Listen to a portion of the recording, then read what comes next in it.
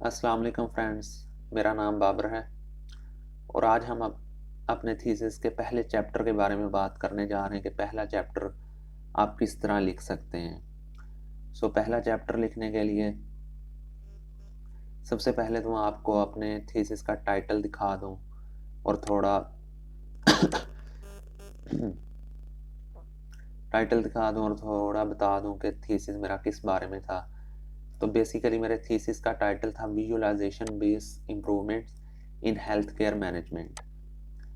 Basically title ये है कि हम हेल्थ केयर में किस तरह कंप्यूटराइज तरीके से किस तरह विजुअलाइजेशंस के थ्रू इम्प्रूवमेंट्स कर सकते हैं, किस तरह टेक्नोलॉजी को इस्तेमाल करते हुए अपने काम में अपने हॉस्पिटल्स में इम्प्रूवमेंट कर सकते हैं। बेसिकली इस चीज़ पे मेरा थीसिस है।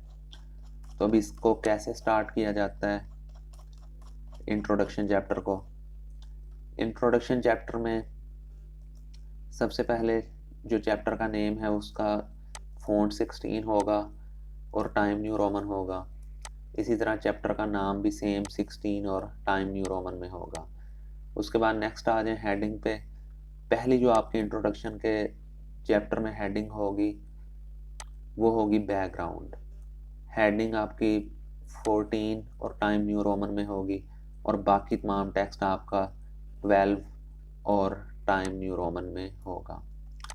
बैकग्राउंड बैकग्राउंड का मतलब है कि बेसिकली आप जिस टॉपिक पे काम करने जा रहे हैं उसका बैकग्राउंड क्या है, उसने पहले क्या काम कुछ हुआ है, नहीं काम हुआ, किस बंदे ने क्या काम किया है, ये आपका थीसिस किस बारे में है, ये तमाम चीज़ें आप बैकग्राउंड में डिफाइन करते हैं। जैसे कि मेरा थीसिस हॉस्पिटल्स के बारे में है तो मैं जो लेटेस्ट टेक्नोलॉजीज़ यूज़ हुई हैं हेल्थ केयर के बारे में उनके बारे में बताऊंगा। उसके अलावा पाकिस्तान में हेल्थ की क्या कंडीशन है, मैं इसको ज़रा जूम करके आपको दिखा देता हूँ। ये देखें, स्टार्ट मैंने लिया है थोड़ी इंफॉर्मेशन टेक्नोलॉजी की डेफिनेशन टाइप लोगों को दी है कि इंफॉर्मेशन टेक्नोलॉजी बेसिकली क्या होती है। उसके बाद थोड़ा हॉस्पिटल्स के स्ट्रक्चर के बारे में बात की है। उसके बाद क्योंकि मैं पाकिस्तान में काम कर रहा हूँ तो पाकिस्तान में इस वक्त हॉस्पिटल्स की क्या कंडीशन है, क्या चीज़ें हैं, उसके बारे में बात की है। उसके बाद थोड़ा जो पेशेंट्स का डेटा है उसके बारे में बात की है कि डाटा बहुत जल्दी इंक्रीज़ हो रहा है, सो उसके लिए हमें कोई सिस्टम चाहिए। पेशेंट्स की हिस्ट्री, कंडीशन, स्टेटस, सिम्टम्स, ये तमाम चीज़ें यानी जो आपके थीसिस से चीज़ें रिलेट करती हैं वो तमाम चीज़ें आपने अपने बैकग्राउंड में शो करवानी है ताकि एक ओवरव्यू बन जाए कि बेसिकली हम आगे चल के क्या काम करने जा रहे हैं। बैकग्राउंड लिखने के बाद उसके बाद आ जाती है सेकंड स्टेटमेंट, आपकी प्रॉब्लम स्टेटमेंट। सेकंड हेडिंग जो है ये भी बेसिकली इसका फॉन्ट भी 14 और टाइम न्यू रोमन ही होगा। प्रॉब्लम स्टेटमेंट बहुत ही नेसेसरी चीज़ है, बहुत इंपॉर्टेंट चीज़ है। इसमें बेसिकली होता क्या है, इसमें बेसिकली आप अपने पूरी प्रॉब्लम को डिफाइन करते हैं। जो आपकी मेन प्रॉब्लम है उसको बहुत ही प्रिसाइजली 2 से 3 लाइनों में डिफाइन किया जाता है। जैसे कि मेरी प्रॉब्लम स्टेटमेंट क्या है कि पाकिस्तान में पेशेंट्स को बहुत ज़्यादा मुश्किलात पेश आती हैं हॉस्पिटल्स में। इसके लिए कोई फ्रेमवर्क, कोई सिस्टम मौजूद नहीं है। तो ये मेरी प्रॉब्लम स्टेटमेंट है। बेसिकली मैंने 3 लाइनों में सिर्फ ये बात डिफाइन की है कि पाकिस्तान में हेल्थ कंडीशंस बहुत बुरी हैं और इनको चलाने के लिए कोई भी सिस्टम मौजूद नहीं है। तो ये मेरी प्रॉब्लम स्टेटमेंट है। उसके बाद है जी आपके research objectives, third heading. Research objectives का मतलब है कि बेसिकली आप क्या अचीव करना चाहते हैं, आपके क्या टारगेट्स हैं, आपने क्या काम करना है, किस वे में आप काम करेंगे।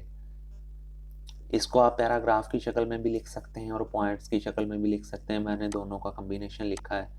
पहले एक पैराग्राफ में सिंपली कुछ चीज़ें डिफाइन की हैं और देन पॉइंट्स में, जैसा कि मेरा पहला पॉइंट है, to investigate the satisfaction level of patients and problems, यानी जो पेशेंट्स हैं उनकी प्रॉब्लम्स को आइडेंटिफाई करना। उसके बाद एक सिस्टम डिज़ाइन करना या सिस्टम प्रोवाइड करना, ये भी मेरा ऑब्जेक्टिव है। इंटरेक्टिव विजुअल इंटरफेसेस, ये कुछ टेक्निकल चीज़ें हैं, मीन्स कि आप पेशेंट्स को कुछ इंटरफेस प्रोवाइड कर रहे हैं, कुछ चीज़ें अच्छी प्रोवाइड कर रहे हैं, ये भी मेरा ऑब्जेक्टिव है।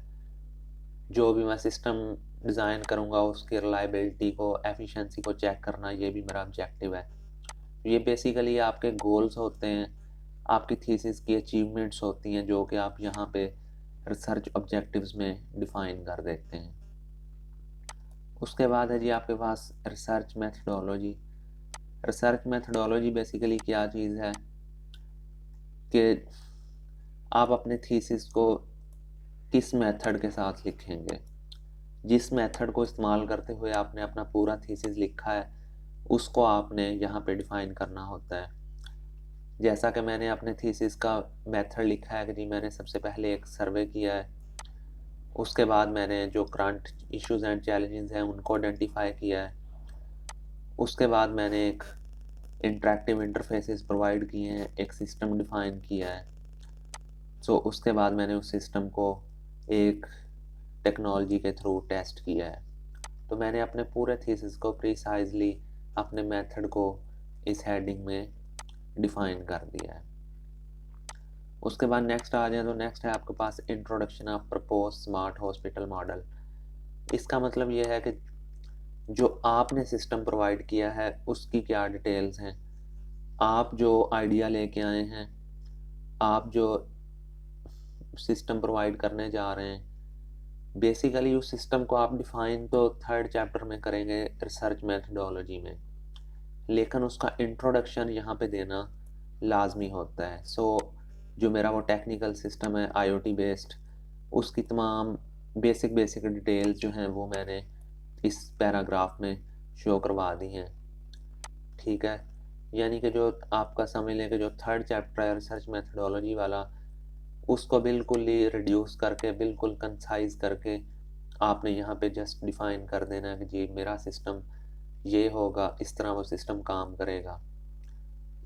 फुल एक्सप्लेनेशन नहीं देनी, जस्ट थोड़ी बहुत चीज़ें उसकी आपने यहाँ पे डिफाइन कर देनी है। उसके बाद चैप्टर समरी है, ये आपकी हर चैप्टर के एंड में आएगा ये हेडिंग।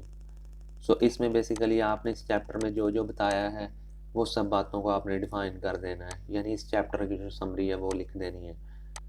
यानी कि मैंने बताया कि मैंने चैप्टर जो है वो बैकग्राउंड से स्टार्ट किया, उसके बाद हॉस्पिटल्स के बारे में बात की, उसके बाद जो है वो मैंने अपने प्रॉब्लम स्टेटमेंट दी, रिसर्च ऑब्जेक्टिव्स लिखे, ठीक है, उसके बाद मैंने अपने जो मेथडोलॉजी थी उसको डिफाइन किया।